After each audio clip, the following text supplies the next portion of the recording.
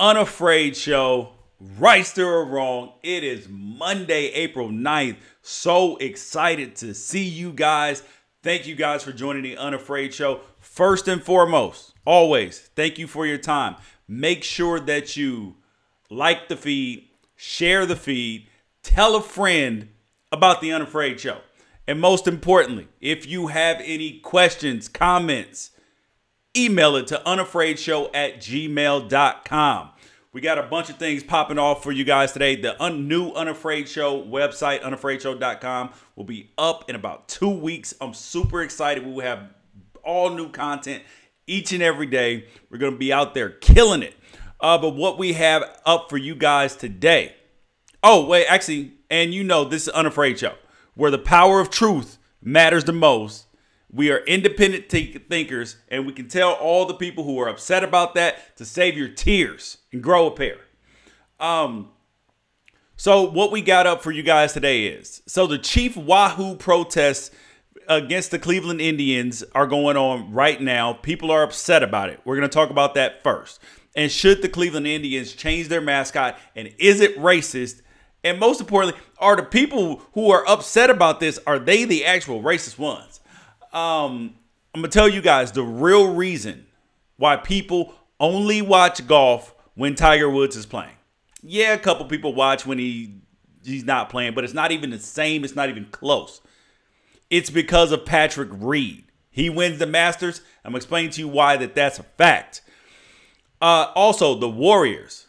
NBA playoffs are coming up. Every team either has 2 or 3 games left. And the Warriors need to be praying that they do not get Oklahoma City in the first round, because that would be tough. It'll be tough without Steph.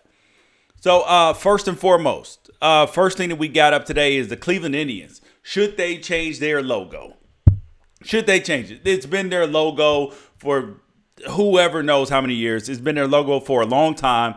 But for a long time, Native Americans have been boycotting, have been either boycotting or protesting the mascot, saying that it's racist, saying it's a slur against Native American people, that Chief Wahoo, their mascot, that it's offensive to them. Okay, now the question here is this. Is a two-part question is this a case where people need to save their tears and really get upset about something that's important? Or is this a case of, yeah, this is kind of wrong? Because I live on the side of the street of this. I live on the side of the street that I'm a man who believes wholeheartedly that we are too soft a lot of times, that we make a big deal out of things that aren't a big deal in this country. I live there. But then I also live on the side of the street where I'm like, okay, let me hear your opinion. Let me see if you make some damn sense. And when I look at this Chief Wahoo thing, I'm like, okay, should they change it? Should they not change it? And I'm going to tell you what swayed my opinion more than anything. I'm going to play a video for you that happened this weekend at an Indians game. Play the video and then you tell me what you think. These are people who are Native Americans who are outside of the game with signs, bullhorns saying, change the name, change the logo, all this stuff. And look at some, not all, obviously not all Cleveland Indians fans are assholes, but these people are. Listen to what they had to deal with, and then you tell me where you live on this. 70 years of harming the Native American community is enough. Change the name. Change the logo. Change the name. Change the logo. Fucking Marxist asshole. Fuck you! Fuck you, Trotsky, motherfucker! Get a fucking job! What the fuck is wrong with you people? Get a grip! Yeah! Oh, well, yeah! Woo! Woo! Woo! Yeah! We love Wahoo! We love Wahoo! Keep the chief!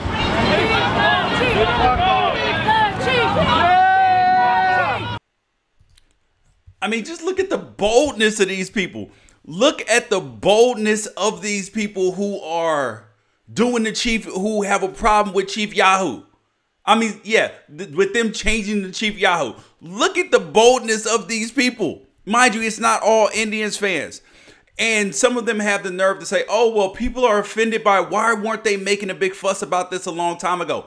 People have been making a big fuss about this. For over 20 years, they've been showing up at Indians games protesting this. And I just find it very interesting because this video really like sealed the deal for me.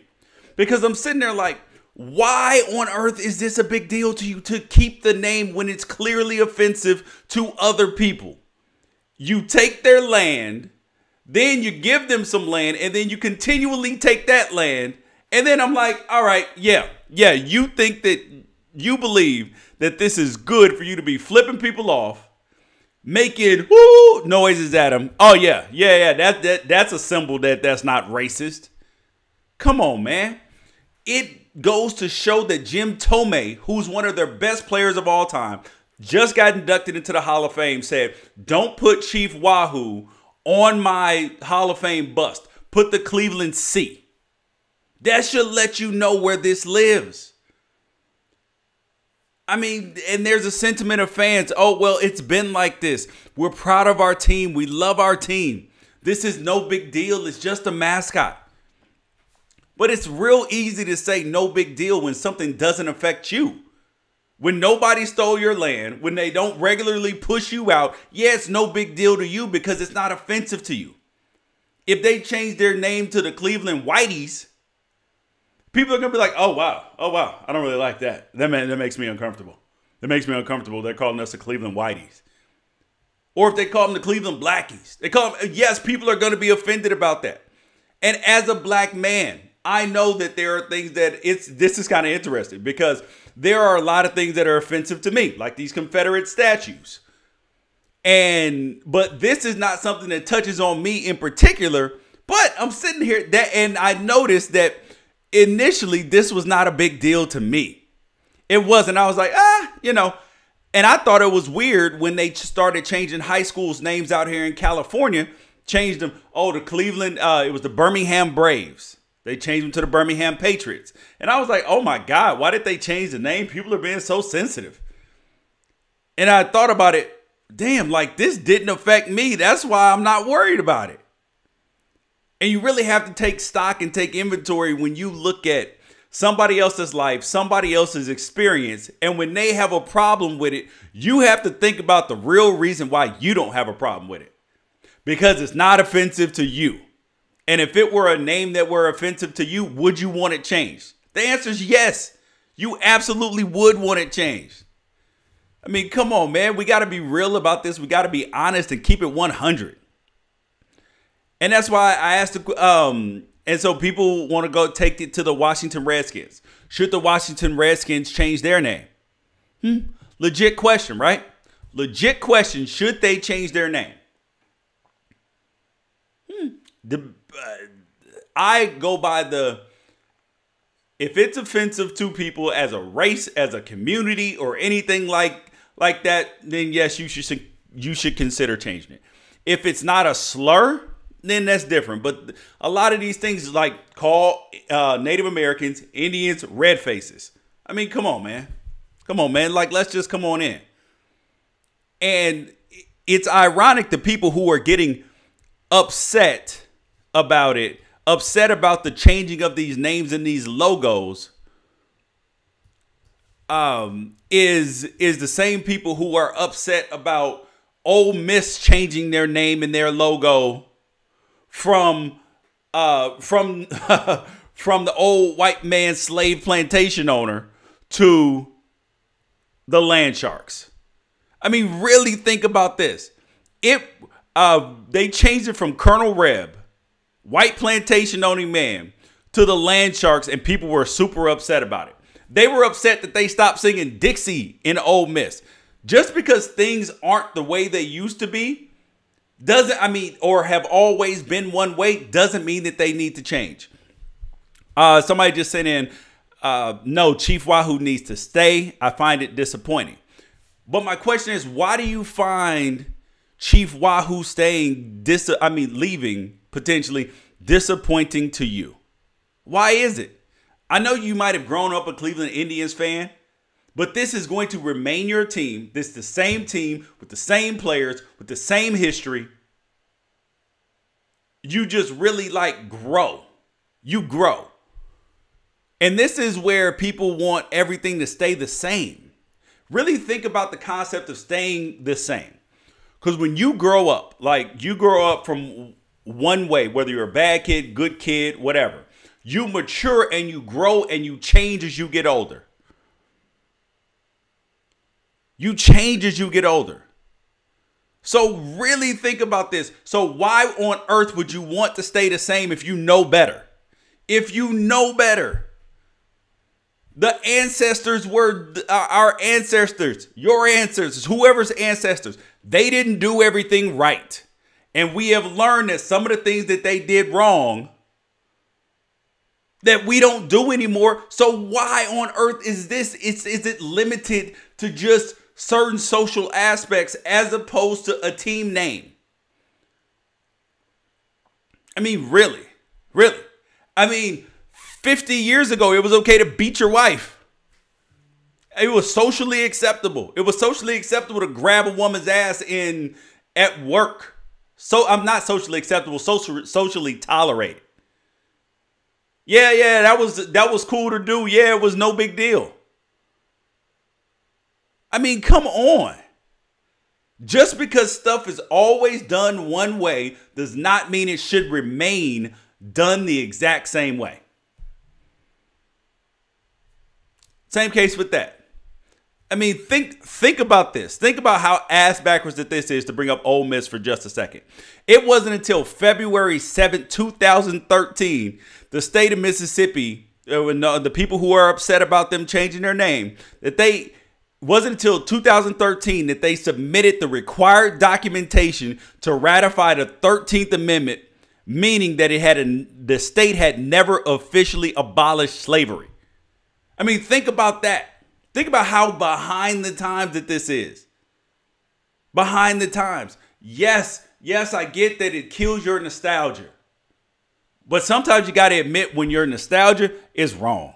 When your nostalgia is wrong. Next thing up that we got. Oh, I want to show the best clip though. The best clip from this, from the Indians fans acting a mess was this dude here. This dude here takes the cake. 70 years of harming the Native American community. Oh no, I'm sorry. Here it is. What's wrong with you people? Get a grip. This dude has the audacity to say, what the hell is wrong with you people? What the hell is wrong with you people? Get a grip. Get a grip? What the hell is wrong with you people? We're offended. That's why. That's why they're out there. They're offended.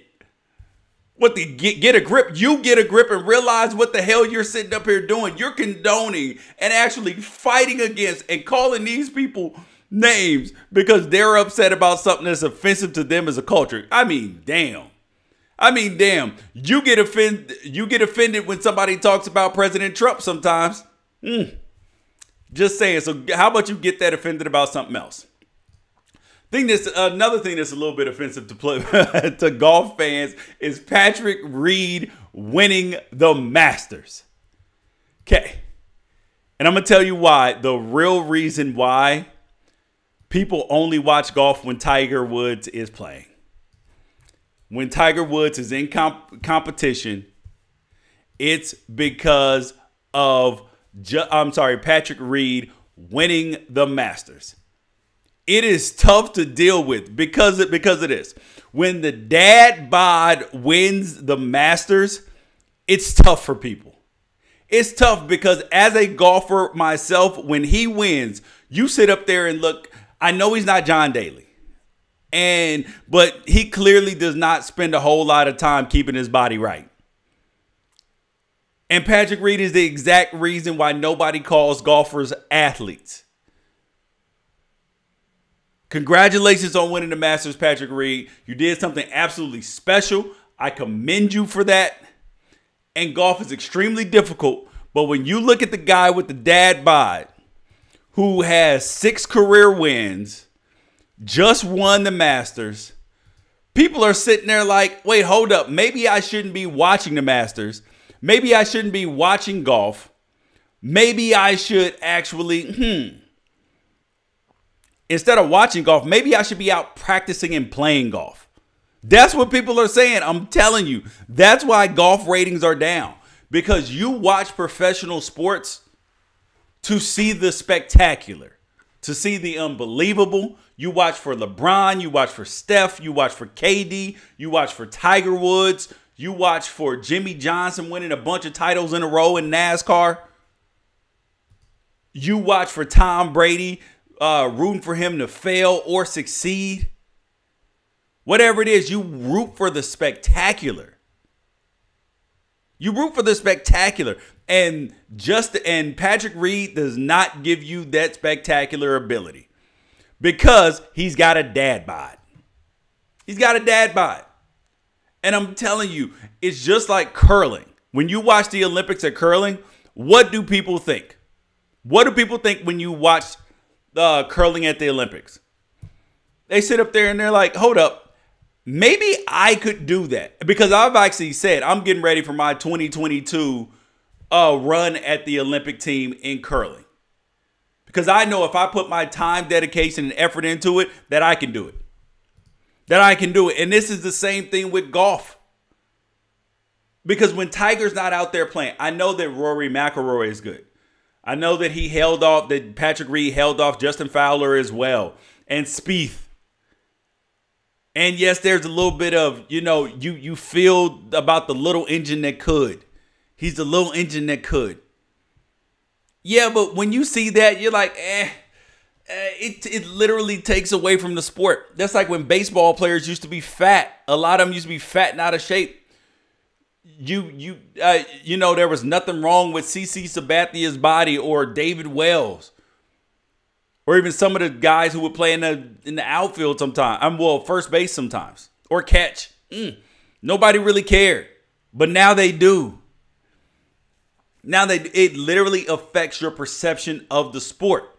Because now when you see Giancarlo, you see Stanton, you see Aaron Judge out there playing baseball. You see good athletes playing. You see Mookie Betts. You see McCutcheon. All these guys out there, Trout, great athletes out there playing baseball. It changes your perception.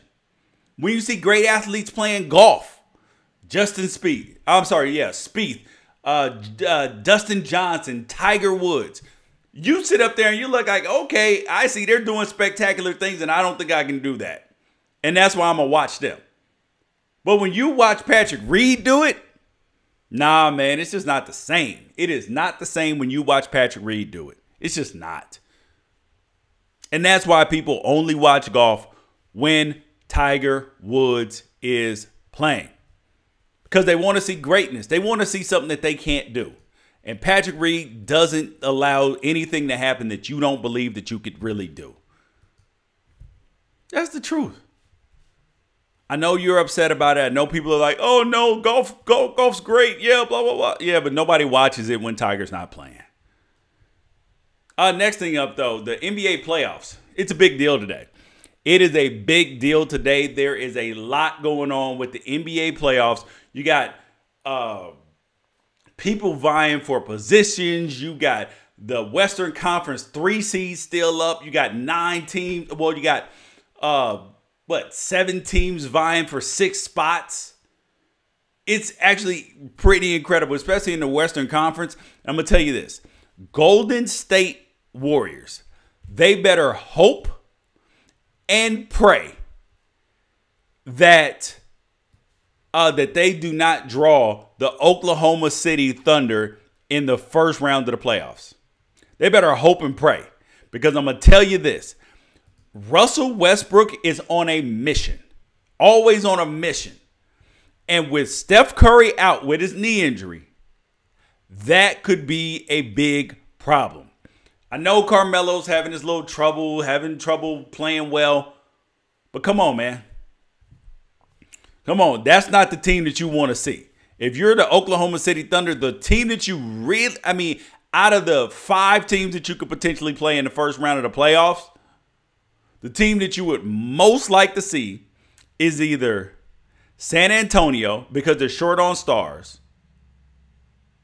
or the Pelicans or the Jazz. That's who you want to see. You do not want to see, and you do not want to play the Oklahoma City Thunder, because Russell Westbrook can do things that other players cannot do. And he's a superstar, and superstars win in the playoffs. Utah Jazz, they got Donovan Mitchell. He's a good player, but he's a rookie. Can't get it done for you. Portland Trailblazers. Well, they won't play them in the first round of the playoffs. But the Pelicans, they got the unibrow. That's it, though. San Antonio Spurs, no stars. The coach is the star. They can't beat you. That's who you want to play. You do not want to play the Oklahoma City Thunder, who have Paul George, Russell Westbrook, and Carmelo Anthony, who are all trying to validate what they're doing out there in Oklahoma City. And your best player is out in Steph Curry. Oh, your best player is out in Steph Curry. Yes, he's their most important player.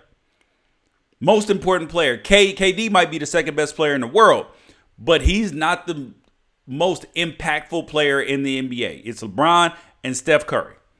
Because he changed the game Steph changes the game in a way that no one else ever has. Between his range, ability to shoot off the dribble, it's unmatched. And that's why if they play Oklahoma City, it is going to be a problem. And if the Golden State Warriors win the championship, this will be their biggest accomplishment. This will be by far their biggest championship accomplishment because they've gone through so much adversity. Everybody's been hurt all year. They've been dealing with the stuff with the White House. They've been dealing with President Trump coming at them. All this all year. Adversity come playoff time. Everybody else you're playing around is healthy. This would be a significant accomplishment. And LeBron is going to get a cakewalk through the East too? Man, please. Come on, man. This is going to be their biggest test. Going to be their biggest test. I mean, when you look at the Eastern and the Western conferences that are up here right now, look at if you were the fourth seed in the East, which is the Cleveland Cavaliers, you would have barely secured a playoff spot. Barely secured a playoff spot at this point in time. And you would be fighting. You would still have to win games to not end up the 5 or 6 seed. If you were the Miami Heat, Milwaukee Bucks, Washington Wizards, you would be eliminated from the playoffs already. I mean, really think about that. That's how stiff the competition is in the Western Conference. And really, how many of the teams in the East can beat LeBron? Philly, maybe. But they're still super green, super young. Boston Celtics, no shot. Kyrie's out. Their two best players, Kyrie and Gordon Hayward, out. Hell no. They will be lucky to beat the. They'll be lucky to beat the Bucks in the first round. I'd actually pick the Bucks in that series. And the Toronto Raptors, never believe in them. Never believe in the Raptors. They are fool's gold. Kyle Lowry will disappear in the playoffs like he always does. He always finds a way to vanish. This dude is, there's James Harden who disappears in the playoffs right here, right? He disappears in the big moments. He'll give you some really good games, but then when the game 6 and game 7 come, James Harden falls asleep and falls apart. So there's James Harden. And there's Kyle Lowry way the hell up here where his career averages are down in the playoffs in pretty much every statistical category, and he goes to sleep. So that's where we're at with that. You guys never forget unafraidshow.com, unafraidshow@gmail.com. Send in your comments. Tell a friend about the Unafraid Show. Unafraid Show on a daily basis, coming to Dash Radio now. We're super excited. We're expanding, doing all type of cool things. Appreciate your time. Appreciate your energy. Peace out. Catch you guys tomorrow.